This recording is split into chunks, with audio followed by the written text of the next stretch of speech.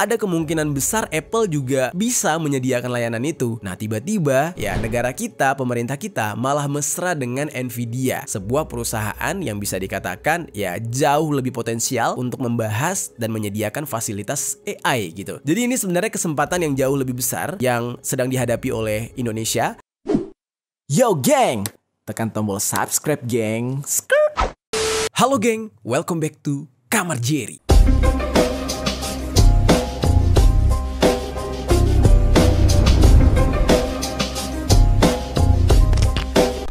Geng, beberapa hari yang lalu, seorang jurnalis dan presenter terkenal Indonesia yaitu Mbak Najwa Shihab itu berkesempatan untuk bertemu dengan CEO dari perusahaan Nvidia, yaitu yang bernama Jensen Huang. Ini namanya bener nggak ya Jensen Huang atau ada ejaan lain? Koreksi gue kalau salah. Buat kalian nih geng yang punya PC atau komputer yang suka ngulik-ngulik informasi soal hardware-nya gitu ya, pasti udah nggak asing lagi dengan Nvidia. Udah gitu buat teman-teman yang suka main Bitcoin ya, mining gitu, nama Nvidia juga nggak asing lah di telinga kalian, ya kan? Karena ini berhubungan dengan salah satu hardware yang ada di PC atau komputer, yaitu VGA card, ya kan? Kemarin, Jensen Huang ini datang ke Indonesia, geng, dan diajak oleh Mbak Nana atau Mbak Najwa ke salah satu tempat hits anak muda di Jakarta Selatan, yaitu kawasan Blok M. Nah, Jensen Huang ini untuk pertama kalinya nongkrong di Blok M dan makan makanan yang dianggap sebagai makanan adat anak Jaksel gitu. Apalagi kalau bukan gulai tikungan atau gultik gitu ya. Nah, di dalam cuplikan video yang diupload oleh Mbak Nana ini di platform sosial medianya gitu ya, mereka terlihat ngobrol sembari menikmati gultik tersebut. Bahkan Jensen Huang sempat kepanasan gara-gara gultik yang dia makan cukup pedas gitu. Perlu kalian ketahui nih geng, Jensen Huang ini sekarang saking suksesnya Nvidia ya, dia menjadi salah satu orang terkaya di dunia. Kalian boleh cek sendiri di Google, kalau nggak salah nomor 6 apa nomor 9 gitu. Yang jelas dia masuk ke dalam barisan orang terkaya di dunia saat ini. Nah terus, ngapain seorang CEO sebuah perusahaan besar kayak Nvidia dan juga orang terkaya di dunia saat ini datang ke Indonesia? Apa cuma ingin nyobain gultik atau pengen ada agenda lain gitu? Nah tentunya kedatangan Jensen Huang ini bukan sekedar untuk liburan aja, tapi kedatangannya ke Indonesia dalam rangka untuk kunjungan bisnis untuk menghadiri sebuah event yang dilaksanakan beberapa hari lalu. Banyak yang takjub dengan kedatangan Jensen Huang ini ke Indonesia, geng. Tapi nih ada tapinya nih. Banyak juga yang merasa takut. Karena kenapa? Tujuan Jensen Huang ini datang ke Indonesia adalah dia melihat adanya peluang untuk mengembangkan AI di Indonesia. AI yang seperti apa? Salah satunya nih ya, salah satunya dia akan mengembangkan yang namanya taksi robotik. Jadi taksi online yang nggak pakai supir. Jadi kita disupirin sama robot, sama AI. Kebayang nggak tuh? Yang menakutkannya nggak cuma ketika kita naik mobilnya doang, ya kan? Wah, ini nggak ada yang nyetir, tiba-tiba kita dibawa ke tujuan, kira-kira nabrak atau enggak gitu kan? Nah, tapi yang paling menakutkan bukan itu. Yang paling menakutkannya adalah ketika AI ini mulai berkembang di negara kita Indonesia, bisakah pemerintah kita mengimbangi pekerjaan-pekerjaan yang sudah diambil alih oleh robot, oleh AI, dengan pekerjaan yang seharusnya didapatkan oleh masyarakat? Kita sekarang nggak pakai AI aja,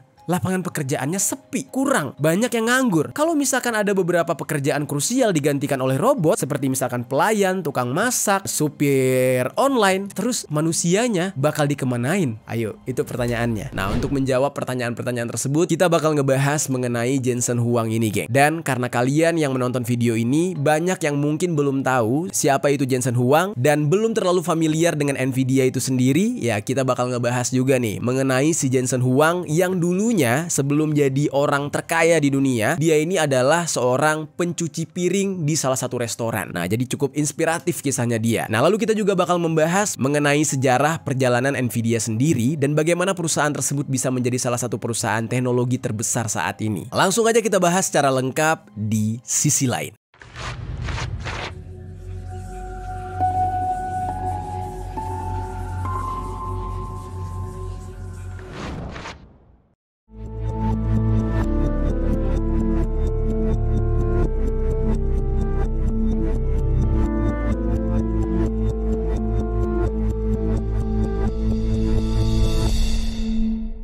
Kita langsung masuk ke dalam pembahasan utama, yaitu ketika Jensen Huang datang ke Indonesia.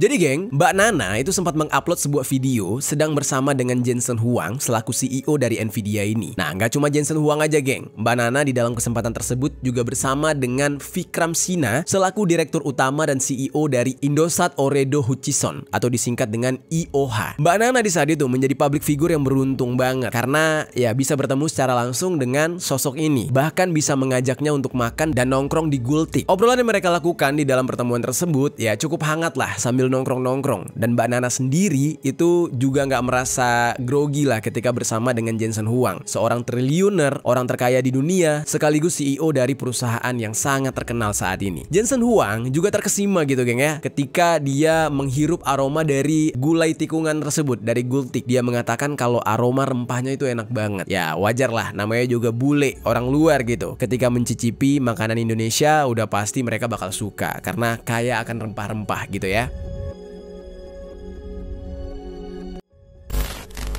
Dari video tersebut kita bisa lihat ya, seorang Jensen Huang, miliarder terkenal dan CEO perusahaan gitu, diajak nongkrong makan di Gultik oleh Mbak Nana. Apa tujuannya? Apa agendanya gitu? Seperti yang gue katakan sebelumnya ya, di awal dia datang ke Indonesia ya untuk kunjungan bisnis. Dan hal ini juga disampaikan oleh Vikram di Instagram pribadinya, dan dia mengupload foto ketika dia makan Gultik bersama dengan Jensen dan juga Mbak Nana ini. Di dalam caption Vikram ini mengatakan kalau pembicaraan di Gultik tersebut membahas mengenai potensi dari AI atau Artificial Intelligence untuk membuka peluang besar bagi masa depan Indonesia. Dan Jensen Huang ternyata menghadiri sebuah acara yaitu Indonesia AI Day dari Indosat Ooredoo Hutchison yang diselenggarakan di The Tribrata Hotel and Convention Center di Jakarta pada tanggal 14 November tahun 2024. Di dalam acara tersebut juga ikut hadir Pak Erick Thohir selaku Menteri BUMN, serta ada juga CEO dari perusahaan Goto yang bernama Patrick Walujo. Jensen datang ke acara tersebut untuk membicarakan soal visi dari AI. Dan di dalam acara tersebut, Jensen ini memuji potensi besar Indonesia dalam bidang teknologi, khususnya kemajuan dari internet yang sudah berlangsung hingga saat ini. Dan menurut pernyataan dari Jensen yang gue kutip dari media CNBC nih geng, dia mengatakan kalau Indonesia adalah salah satu negara paling maju di Asia Tenggara yang bisa membangun infrastruktur internet. Dan sekarang dia bersama dengan beberapa pihak akan membangun infrastruktur yang baru yang nantinya akan memunculkan banyak startup sehingga akan menghasilkan kemampuan dan layanan baru untuk masyarakat secara luas. Nah, infrastruktur yang dimaksud itu adalah ya fasilitas untuk AI gitu. Dan karena Nvidia sendiri merupakan perusahaan utama dalam pengembangan AI di dunia, makanya mereka sangat terfokus dengan hal itu. Nvidia juga akan berkontribusi nih geng dalam pengembangan AI di Indonesia dengan bekerja sama bersama IOH tadi untuk mengembangkan sebuah platform AI yang diberi nama dengan Merdeka Cloud yang bisa dipergunakan oleh perusahaan dan startup AI dalam mengembangkan layanan mereka. Kebayang ya, kalau ini benar-benar terwujud, maka Indonesia bakal banyak banget fasilitas-fasilitas canggihnya, geng. Jadi ini antara sebenarnya deg-degan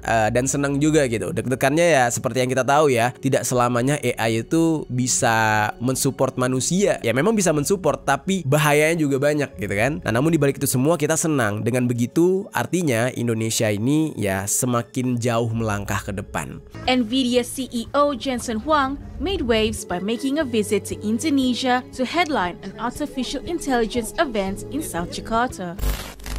Nah terus geng, nggak cuma itu aja, kerjasama antara Nvidia dengan IOH ini juga nantinya akan melahirkan pusat dari AI pertama yang ada di Indonesia, yaitu Solo Technopark. Jensen ini menjelaskan kalau akses internet untuk menyediakan berbagai informasi yang diperlukan, tetapi AI akan menambahkan manfaat dari internet itu sendiri dengan memungkinkan seseorang akan memiliki tutor personal yang bisa mengajarkan segala sesuatu yang relevan terkait pekerjaan mereka sehari-hari. Di dalam acara tersebut juga ternyata Pak Presiden terpilih yaitu Prabowo Subianto sempat menelpon Jensen, geng. Nah, beliau menyempatkan diri untuk menelpon Jensen ini, padahal Pak Prabowo baru saja tiba di Peru untuk menghadiri KTT Kerjasama Asia Pasifik atau APEC di ibu kota Peru, yaitu Lima. Nah, ketika itu Pak Prabowo mengatakan kalau Nvidia menjadi bagian penting dari masa depan Indonesia dengan menyoroti dampak yang signifikan mengenai potensi besar dari adanya AI, serta mengundang Jensen selaku CEO Nvidia untuk bertemu langsung dengan Pak Prabowo nanti setelah urusannya di Peru. baru. Pak Prabowo juga berharap Nvidia mempertimbangkan Indonesia sebagai mitra yang potensial dan Indonesia akan menyambut Nvidia dengan sangat terbuka. Nah, ini gue jadi curiga nih ya. Sama Apple, kita tuh tabrakan kan. Kemarin gue udah sempat cerita nih di konten gue yang ini. Wah, Apple bener-bener dihadang gitu sama pemerintah karena Apple-nya bandel. Ya padahal kalau kita berbicara tentang AI, ada kemungkinan besar Apple juga bisa menyediakan layanan itu. Nah, tiba-tiba ya negara kita, pemerintah kita malah mesra dengan Nvidia, sebuah perusahaan yang bisa dikatakan ya jauh lebih potensial untuk membahas dan menyediakan fasilitas AI gitu. Jadi ini sebenarnya kesempatan yang jauh lebih besar yang sedang dihadapi oleh Indonesia. Ya bekerja sama dengan Apple nggak ada apa-apanya ya dibanding dengan bekerja sama dengan Nvidia. Keuntungannya jauh lebih banyak. Nah, di saat itu Jensen Huang pun berusaha untuk meyakinkan Pak Prabowo dengan menjawab kalau Pak Prabowo bisa mengandalkan Nvidia serta pihak-pihak lain yang akan berkontribusi dalam pengembangan AI ini di Indonesia khususnya, karena mereka selalu bekerja sama untuk membantu memajukan AI dan memberikan manfaat bagi masyarakat Indonesia.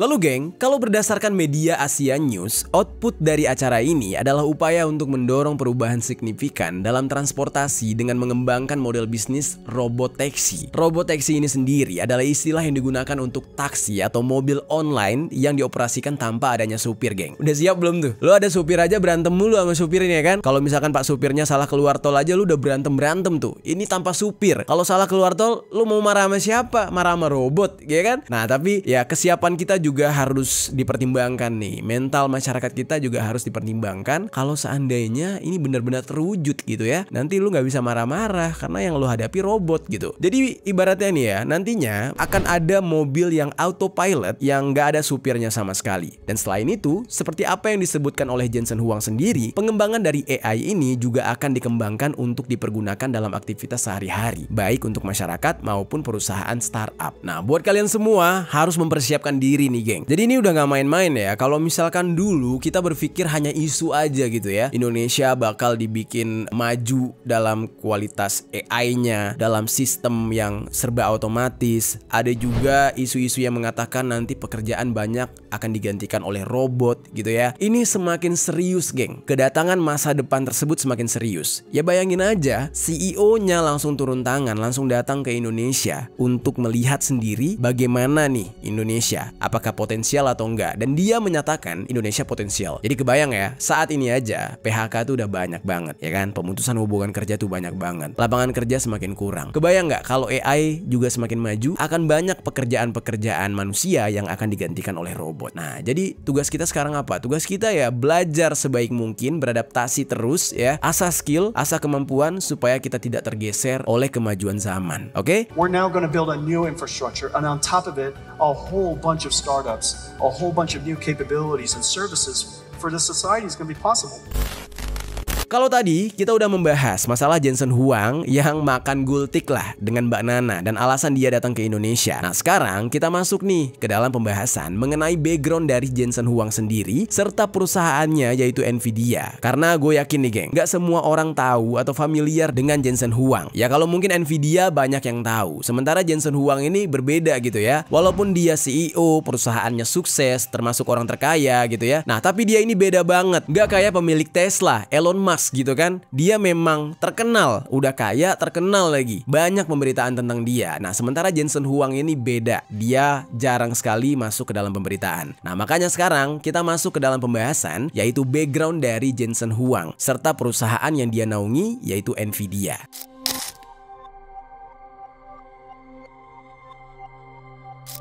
Nah, jadi geng, CEO Nvidia yang satu ini dikenal dengan nama Jensen Huang. Padahal nama aslinya itu, nama depannya bukan Jensen, tapi Jen Sun ya, Jen Ha Sun gitu. Ya, bahasa Cina kayaknya. Dia ini lahir di daerah Tainan, Taiwan pada tahun 1963. Dan sedari dia kecil, keluarga Jensen ini memang suka berpindah-pindah. Misalnya ketika dia berusia 5 tahun, nah keluarganya itu pindah ke Thailand. Nah, tapi mereka juga nggak lama berada di negara tersebut karena ayahnya Jensen ini habis mengikuti program pelatihan kerja di di Amerika Serikat. Nah, oleh karena itu, Jensen ini berserta saudara-saudaranya yang lain akhirnya bersekolah di Amerika. Dan pada saat itulah, setelah ayahnya Jensen ke Amerika, dia yakin kalau Amerika bisa menjadi tempat bagi anak-anaknya untuk bisa bersekolah dan mendapatkan sekolah yang bagus. Nah, selain itu, karena alasan utama dari kepindahan keluarga Jensen ke Amerika, karena ayahnya itu mendapatkan pelatihan kerja, pada waktu itu juga sedang terjadi perang Vietnam yang meluas sampai ke perbatasan Thailand, sehingga wilayah yang ada di sekitar Vietnam menjadi nggak stabil. Nah, jadi dibandingkan harus menderita di tengah-tengah perang Vietnam, ayahnya memutuskan untuk pindah aja ke Amerika. Tapi karena background dari keluarganya yang bukan berasal dari lingkungan yang sering menggunakan bahasa Inggris sebagai bahasa sehari-hari mereka gitu ya, nah mereka juga nggak bisa bicara dan memahami bahasa Inggris di saat itu. Dan untuk bisa mengatasi hal tersebut, ibunya Jensen membeli sebuah kamus bahasa Inggris dan memilih 10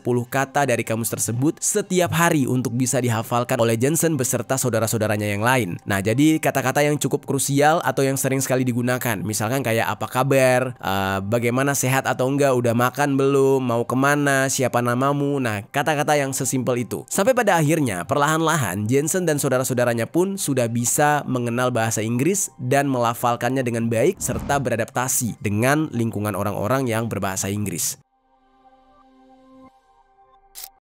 Nah, lalu setelah itu, singkat cerita nih, Jensen dan saudaranya itu pergi ke Washington pada tahun 1972 untuk tinggal bersama dengan pamannya di sana. Nah, mereka akhirnya bersekolah di wilayah Oneida, Kentucky, dan tinggal di sebuah rumah yang diperuntukkan untuk para siswa. Jensen ini sebagai seorang imigran tentu butuh adaptasi pada saat itu, dan hal tersebut memang gak mudah buat dia, tapi Jensen ini yakin kalau pengalamannya selama berada di sana sudah membentuk dia menjadi lebih baik. Dan singkat cerita, orang tuanya pun akhirnya bisa memiliki rumah untuk keluarga mereka yang berada di luar Portland, Oregon. Meskipun masih membutuhkan adaptasi di lingkungan sekolahnya, Jensen di saat itu tetap fokus belajar dan membuat dia menjadi siswa yang unggul di dalam tiap mata pelajaran. Ketekunannya dia itu nggak hanya terlihat dalam bidang akademis aja, geng, karena dia memutuskan untuk bekerja di sebuah perusahaan yang bernama Dennis ketika Jensen ini masih berusia 15 tahun. Nah, dia bekerja di sana sebagai tukang cuci piring. Kebayang nggak tuh? Dan itu merupakan pekerjaan pertamanya dia. Nah, lalu geng, setelah dia bekerja sebagai pencuci piring, dia kemudian dipercaya untuk menjadi sebagai seorang pelayan di restoran tersebut. Jadi agak naik kelas lah pekerjaannya. Dan Jensen sendiri tidak pernah malu ketika menceritakan pengalamannya menjadi seorang pencuci piring, karena buat dia, pekerjaannya tersebut memberikan pelajaran yang berharga untuk bisa tetap fokus bekerja ketika berada di dalam tekanan. Nah, dari pekerjaan sebagai pencuci piring inilah, dia juga belajar akan pentingnya bersikap rendah diri. Lalu singkat cerita, geng, setelah dia lulus dari SMA, Jensen ini mulai berkuliah di Oregon State University atau disingkat dengan OSU dengan mengambil jurusan teknik elektro. Setelah lulus dari sana, dia pun bekerja di AMD. Nah, ketika dia bekerja di AMD, dia mengerjakan desain dari mikroprosesor dan perangkat elektronik untuk pemrosesan pusat komputer. Dia bekerja di AMD ini selama setahun lebih, tapi akhirnya dia memutuskan untuk meninggalkan perusahaan tersebut dan berpindah pekerjaan di LSI Logic yang sekarang sudah dimiliki oleh Broadcom. Nah, LSI Logic ini sendiri adalah perusahaan yang memproduksi semikonduktor yang produknya digunakan untuk meningkatkan kapasitas penyimpanan dan kecepatan jaringan di berbagai bidang komputer, termasuk jaringan dan pusat data. Dan Jensen di saat itu memegang beberapa posisi di perusahaan tersebut, termasuk teknik, pemasaran, sampai ke general manager. Nah, jadi di sini kita bisa lihat ya, di awal-awal aja dia tuh udah memang nyemplungnya ke dalam dunia perkomputeran. Jadi wajar banget kenapa dia bisa sukses di jalur ini. Di samping dia bekerja di LSI, Jensen ini juga memutuskan untuk mengambil S2 di Stanford University dan lulus pada tahun 1992 dengan mengambil bidang teknik elektro. Dan setelah dia lulus dari Stanford, setahun kemudian, tepatnya pada tahun 1993, Jensen ini bertemu dengan dua rekannya yang bernama Chris Malakowski dan juga Curtis Prim. Nah, Chris dan Curtis ini pernah bekerja di Sun Microsystem dan International Business Machine atau IBM. Nah, mereka bertiga bertemu di Dennis dan tiba-tiba mereka tuh langsung rembukan dan memutuskan untuk mendirikan Nvidia dengan modal awal hanya sebesar 40.000 USD atau setara dengan 633,7 juta rupiah. Awalnya bukan Nvidia namanya yang mereka pilih, tapi Envision. Cuma ternyata nama tersebut sudah dipakai oleh perusahaan yang memproduksi kertas toilet, sehingga nama Envision ini diganti menjadi Nvidia. Nah, karena nggak bisa diklaim hak ciptanya. Ide dari pembuatan Nvidia ini untuk membangun perusahaan perusahaan chip yang nantinya akan meraih kesuksesan yang besar. Pada awal-awal perusahaan ini berdiri, tentunya perjuangan mereka untuk mempertahankan Nvidia itu nggak mudah karena membutuhkan modal yang lebih banyak dari 40.000 USD tadi yang sudah mereka keluarkan. Dan sebuah angin segar datang nih ketika Jensen, Chris, dan Curtis itu berhasil terkoneksi dengan Don Valentin yang merupakan salah satu pemodal yang sering memberikan modal atau sponsor kepada perusahaan yang baru merintis. Dan berkat itulah Nvidia pun akhirnya berkembang dengan sangat pesat, geng. Nah, sebelum Nvidia ada atau sebelum Nvidia menjadi jagoan game gitu ya, karena kan VGA cardnya itu ya kenceng banget gitu Nvidia. Jensen ini ternyata suka ngegame, dia suka dengan video game. Dan di saat itu dia pernah kepikiran kalau nanti akan ada potensi besar bagi chip atau prosesor yang bisa menampilkan grafik yang lebih bagus dan nantinya akan menunjang kenyamanan dalam visual dari video game tersebut. Nah, gara-gara dia main game, gamenya burik gitu ya, dia terpikir tuh, suatu hari gue bakal bikin yang lebih bagus. Nah, pada saat itu, industri grafis game memang sedang berkembang pesat dan banyak dari developer game yang menggunakan polygon 3 dimensi yang menjadi dasar grafis bagi video game. Polygon ini dibangun dari bentuk-bentuk geometris sederhana yang disebut dengan primitives. Nah, agar membedakan Nvidia dengan kompetitor lainnya, kompetitor lain itu menggunakan segitiga atau triangles sebagai unit dasar untuk membangun grafis 3 dimensi tadi. Nah, sementara Nvidia mengambil cara yang berbeda dengan menggunakan segi 4, tidak seperti kompetitornya yang menggunakan segitiga. Nah, namun geng, inovasi yang sebenarnya bagus dari Nvidia ini ternyata nggak sesuai dengan ekspektasi yang Jensen harapkan. Karena setelah Nvidia menjual produknya, Microsoft mengumumkan kalau software yang digunakan untuk memproses grafik itu hanya bisa mendukung poligon yang menggunakan segitiga. Hal ini sempat mengancam Nvidia, geng. Namun untungnya Jensen segera mencari jalan keluar dengan memberhentikan sekitar 50 orang karyawan dan menggunakan seluruh dana dari perusahaan yang tersisa untuk memproduksi serangkaian chip yang belum teruji menggunakan segitiga. Dan pada awalnya banyak yang ragu nih sama keputusan si Jensen ini. Gak ada cara lain yang bisa dilakukan pada saat itu selain hal tersebut. Karena kalau nggak dilakukan, Nvidia bisa bangkrut. Nah, akhirnya atas perjuangan mereka, tiba-tiba berhasillah mereka menciptakan chip tersebut yang diberi nama dengan Riva 128 dan mulai dipasarkan untuk konsumen. Insting bisnis Jensen ini benar. Setelah produk tersebut rilis, Nvidia berhasil menjual sebanyak 1 juta unit dalam kurun waktu 4 bulan dan berhasil menyelamatkan perusahaannya, geng. Nah, lalu geng, seiring berjalannya waktu, Nvidia semakin berkembang seiring dengan perkembangan teknologi. Nah, pada tahun 2014, Jensen mengungkap visinya untuk bisa mengembangkan chip menggunakan AI. Dan seiring dengan perkembangan AI sekarang, Nvidia bisa meraih kesuksesan yang sangat cepat berkat produk chip AI-nya yang semakin banyak digunakan di berbagai industri. Dan saat ini, banyak perangkat seperti PC atau komputer dan juga laptop yang menggunakan produk Nvidia. Gue yakin nih, kalian sendiri kalau ada komputer di rumah pasti pakai Nvidia. Apalagi sejak akhir tahun 2020, geng, yang mana kripto sedang naik-naiknya. Banyak orang yang mengincar untuk membeli GPU untuk bisa menambang atau mining Ethereum. Nah, pada saat yang sama, Nvidia merilis GPU generasi terbaru, sehingga banyak banget orang yang menginginkan GPU dari Nvidia ini untuk keperluan mining mereka. Permintaan terhadap GPU ini jauh lebih besar dibandingkan dengan persediaan dari GPU itu sendiri, sehingga membuat harganya benar-benar melangit. Nah, lalu geng, menurut John PD Research yang dikutip dari media CNBC, harga jual rata-rata GPU melonjak lebih dari 400 USD pada tahun 2019 menjadi hampir 800 USD atau 12,6 juta rupiah. Nah, ada sebuah laporan yang menyebutkan miner dari Ethereum sudah menghabiskan sekitar 15 miliar USD atau setara dengan 222 triliun rupiah untuk GPU selama 1,5 tahun terakhir. Dan itu cuma untuk GPU doang, geng, belum termasuk CPU, motherboard, dan lain-lain. Jadi bisa kebayang ya perputaran uangnya. Nah, jadi keren banget ya, geng, Jensen Huang ini. Yang awalnya bekerja sebagai tukang cuci piring, sekarang malah jadi CEO sekaligus pendiri dari perusahaan teknologi terkemuka di dunia. Nah, namun geng, di sini gue pengen bercerita juga ke kalian. Meskipun Nvidia ini sukses gitu ya, ternyata perjalanan dan sepak terjang dari Nvidia juga tidak terlepas dari beberapa kontroversi. Nah, ini menarik banget buat kita bahas. Di balik suksesnya Nvidia, banyak kontroversinya. Kita langsung masuk ke dalam pembahasan kontroversi dari Nvidia ini.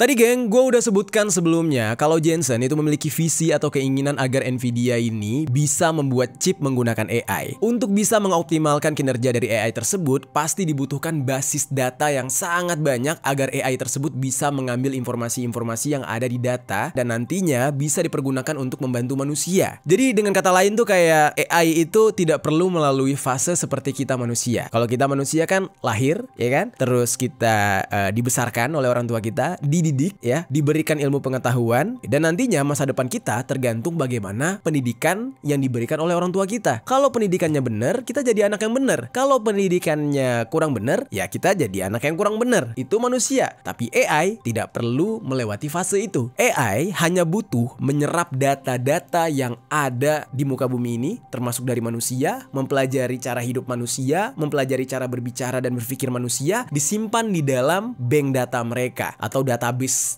tubuh mereka, dan mereka dalam sekejap, nggak butuh waktu yang lama, menjadi persis seperti manusia. Persis ya, bukan artinya dia bisa menggantikan manusia, tapi persis kayak manusia, bisa ngomong, bisa berpikir. Nah itulah AI. Jadi dalam sekejap mata dia bisa meniru atau mengkloning kita. Dan yang lebih gilanya adalah AI nggak perlu dilahirkan, cukup diciptakan. Jadi dalam detik itu, misalkan dalam satu hari bisa menciptakan ya 1000 AI, maka akan terlahir AI 1000 unit. Kebayang nggak tuh kalau AI sudah bisa berpikir seperti manusia dan dia bisa mengkloning dirinya sendiri, alias dia bikin AI lagi. Apakah bumi akan bertabrakan antara manusia dengan AI? Nah itu baru apa ya, angan-angan dan ketakutan aja sih, ya kan? Kita nggak tahu ke depannya kayak apa. Ya makhluk yang paling sempurna katanya adalah manusia, ya gitu kan?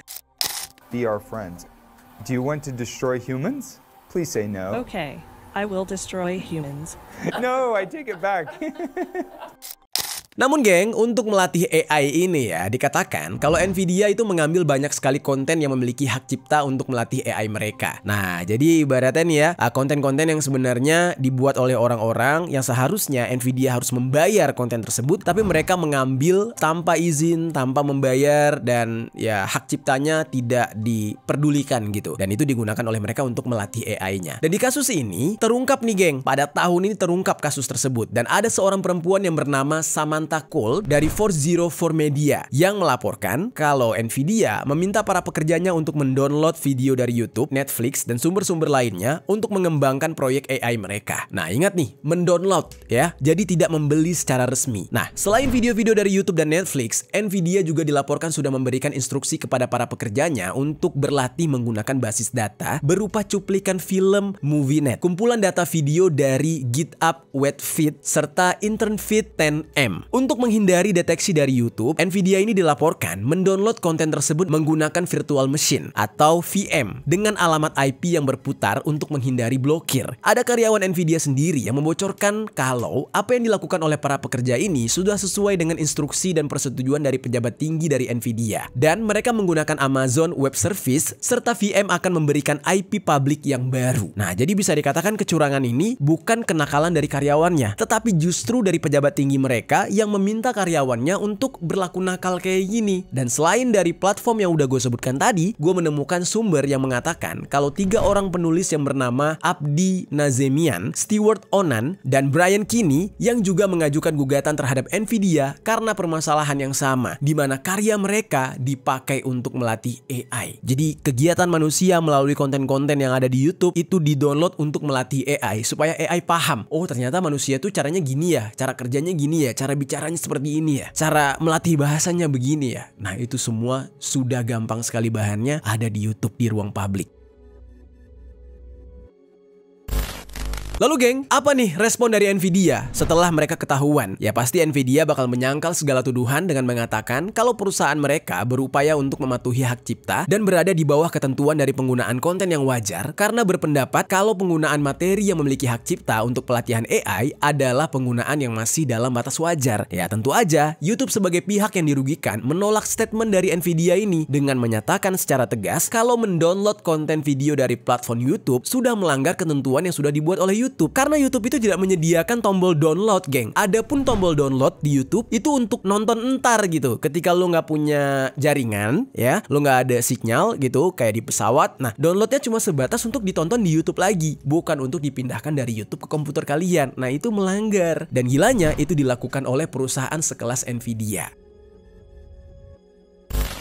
Nah, konflik ini menjadi sebuah ketegangan antara perusahaan teknologi yang mengembangkan AI dengan platform penyedia konten yang berupaya melindungi kekayaan intelektual para kreatornya. Ya kayak gue gini, gue bikin konten kayak gini, ini di-download sama Nvidia terus dijadiin konten AI, itu udah banyak banget informasi tentang Indonesia. Kan gue sering bahas tentang informasi Indonesia nih, segala konflik, hal-hal yang mungkin di sini tuh berbau kontroversi gitu ya. Ini kalau di-download sama Nvidia, konten gue bisa dijadikan bahan pembelajaran oleh AI mereka sebagai bentuk informasi. Nah, terus kebayang gak lo ketika AI mempelajari tentang kisahnya Katak Bijer di konten-konten gua? Wah, kacau nih. Tiba-tiba AI-nya jadi anak STM ya kan, ikut turun tawuran. Aduh, kacau.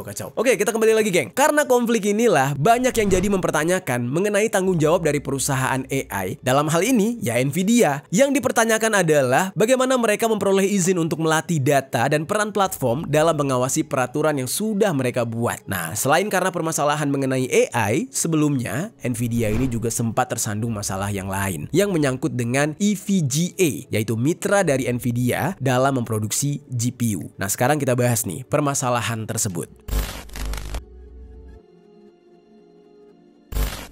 Jadi geng, pada tahun 2022, EVGA itu mengumumkan kalau mereka akan menghentikan produksi GPU atau GPU dan tidak akan memproduksinya lagi karena dua alasan. Yang pertama dikarenakan Ethereum Merge, yaitu transisi jaringan Ethereum dari mekanisme Proof of Work atau disingkat dengan POW ke Proof of Stake atau disingkat dengan PW ke Proof of Stake atau disingkat dengan POS. Nah, sebelum merge ini terjadi, GPU banyak digunakan untuk mining Ethereum, tapi setelah merge, kebutuhan akan GPU ini menurun drastis sehingga penjualan mereka jadi menurun. Lalu yang kedua, ini disebabkan karena perlakuan yang buruk dari Nvidia sebagai mitra bisnis mereka. Hal ini diungkapkan oleh CEO dari EVGA sendiri yang bernama Andrew Han. Andrew ini mengatakan Nvidia itu menguasai sekitar 40% pasar yang ada di Amerika Utara. Tapi entah apa alasannya, Nvidia ini selalu merahasiakan harga dari GPU yang ingin mereka jual hingga menit terakhir, yang membuat EVGA itu sulit untuk merencanakan strategi harga dan memastikan keuntungan yang stabil bagi perusahaan mereka. Jadi ibaratnya nih, Nvidia ini kayak ya berbuat curang lah dalam penjualan ke publik. Nah, terus Nvidia juga sering menjual kartu grafis dengan merek mereka sendiri dengan harga yang jauh lebih murah dibandingkan kartu grafis yang dibuat oleh EVGA. Jadi secara nggak langsung, EVGA ini justru bersaing dengan mitranya sendiri, yaitu Nvidia. Dan hal ini sangat merugikan bagi EVGA sendiri. Data yang diambil dari John PD Research menunjukkan, walaupun margin dari Nvidia ini meningkat dari tahun ke tahun karena kebutuhan akan GPU untuk pusat data di seluruh dunia, tapi kenaikan ini tidak terjadi pada mitra mereka seperti EVGA yang justru turun dari 25% pada tahun 2000 menjadi sekitar 5% pada tahun 2022. Nah, lalu singkat cerita, pernyataan dari EVGA ini membuat Jensen selaku CEO dari Nvidia sampai buka suara. Jensen mengkonfirmasi kalau EVGA ini yang memutuskan untuk berpisah dengan Nvidia dan menurutnya rencana tersebut sepertinya sudah dibuat sejak lama. Nah, jadi saling tuduh nih. Jensen mengungkapkan seberapa hebatnya EVGA dalam merakit GPU dan dia sendiri merasa sedih karena EVGA yang memutuskan untuk hengkang dari bisnis teknologi tersebut. Namun Jensen melanjutkan nih, kalau pasar memiliki banyak perusahaan hebat sehingga permintaan tetap bisa dipenuhi bahkan setelah EVGA memutuskan untuk keluar dari bisnis ini. Nah, kemudian Jensen memberikan tanggapan mengenai pernyataan kalau Nvidia memperlakukan EVGA dengan buruk. Dia mengatakan kalau Nvidia mencoba untuk melindungi mitranya, termasuk EVGA, dari situasi pasar saat itu yang mencakup kenaikan harga dan kesulitan mendapatkan komponen akibat terganggunya rantai pasokan global. Yang mana menurut Jensen, langkah-langkah ini tujuannya baik dan mungkin tidak terlihat secara langsung oleh mereka, tapi niat dari keputusan tersebut untuk membuat EVGA sendiri dalam menghadapi kesulitan mereka di pasaran. Nah, di dalam hal ini kita sudah melihat adanya dua kontroversi dari Nvidia. Sekarang kita masuk ke dalam kontroversi ketiga, yaitu Nvidia yang dituduh oleh kompetitornya melakukan dominasi pasar dalam menjual chip AI.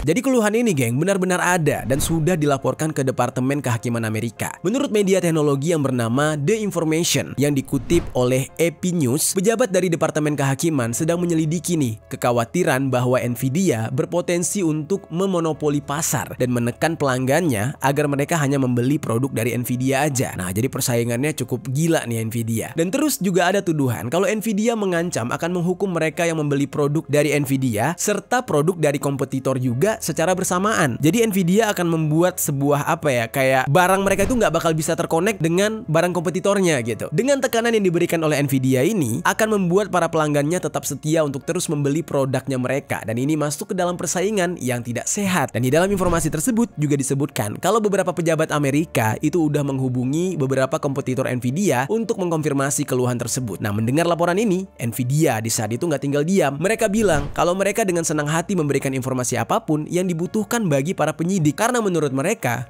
sama sekali nggak berlaku curang di pasaran. Ya, apa yang membuat mereka laku sekarang ya karena kualitas mereka memang bagus dan disukai oleh ya pengguna PC atau komputer sekarang gitu. Nah, ini mungkin kalian ada nih yang gamers suka ngerakit PC, yang paham dengan PC. Menurut kalian gimana? Dibandingkan merek kompetitor, Nvidia ini beneran lebih bagus atau justru ya ada sesuatu yang mendorong kalian untuk tetap menggunakan Nvidia karena mereka itu tidak bisa support hal-hal yang lain gitu. Akhirnya kalian ya udah Nvidia aja deh gitu, ketimbang repot, atau gimana? Coba tinggalkan komentar di bawah.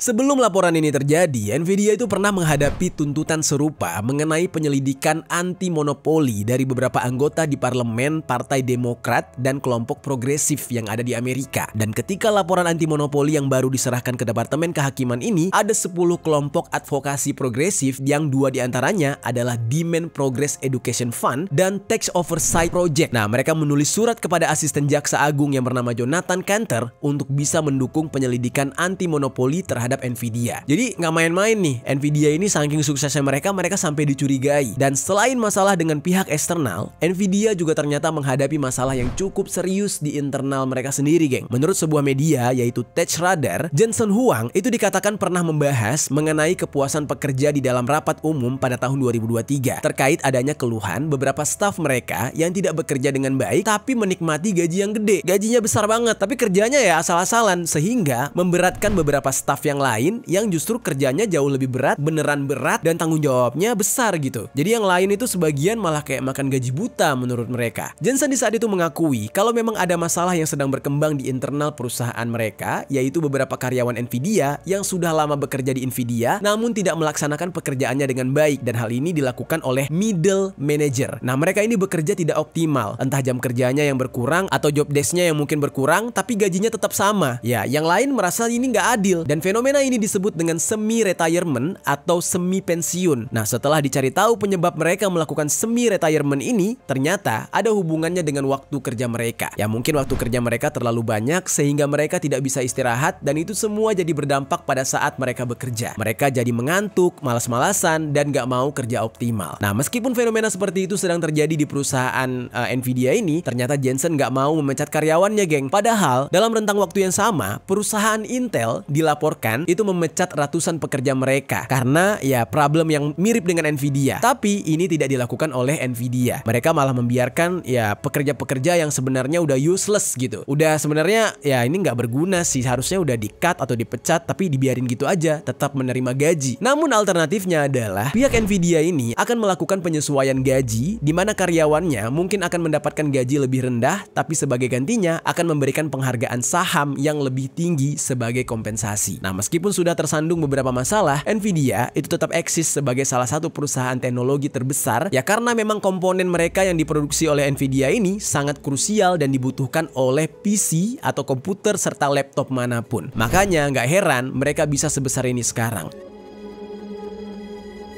Nah, itu dia geng, pembahasan kita hari ini mengenai kedatangan Jensen Huang ke Indonesia untuk mengembangkan AI dan pembahasan mengenai Nvidia, sebuah perusahaan AI yang sangat-sangat besar sekarang. Ya, semoga pengembangan AI di Indonesia ini tidak menjadi sesuatu yang mengerikan dan bermanfaat untuk kemajuan teknologi di Indonesia.